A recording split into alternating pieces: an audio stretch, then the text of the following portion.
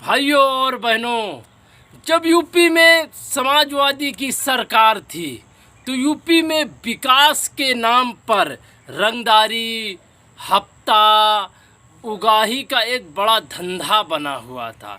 समाजवादी की वो सरकार थी जिसके कार्यकाल में यूपी में सबसे ज़्यादा रंगदारी वसूली गई है, जिसके सरकार में सबसे ज़्यादा माफियों का साम्राज्य खड़ा हुआ है, जिसके राज्य में सबसे ज़्यादा यूपी में गैर कानूनी धंधे चलाए गए हैं।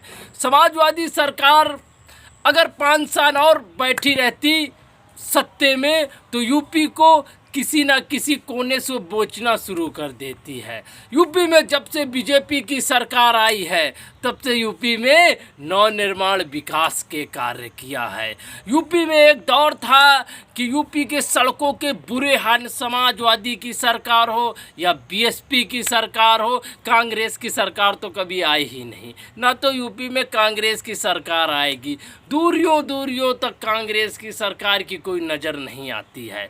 बीएसपी सरकार भी यूपी की राजनीति में दूरियों दूरियों पहुंच गई है। मामला समाजवादी का सरकार का था तो समाजवादी सरकार यूपी में बीजेपी के साथ जो टक्कर होगी 80 बनाम 100 में टक्कर होगी।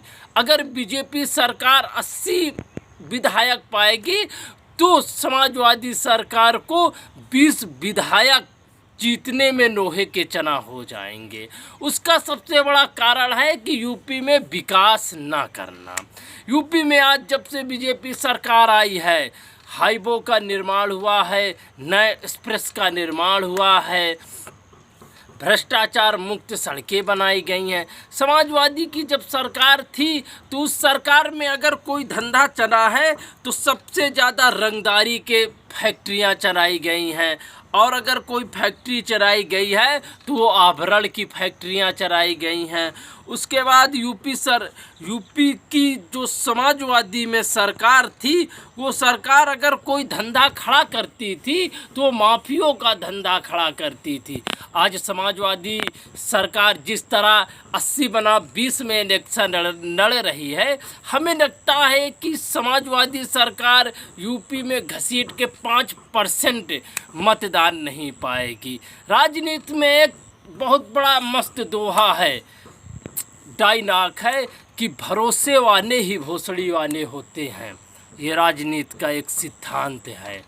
नेबर को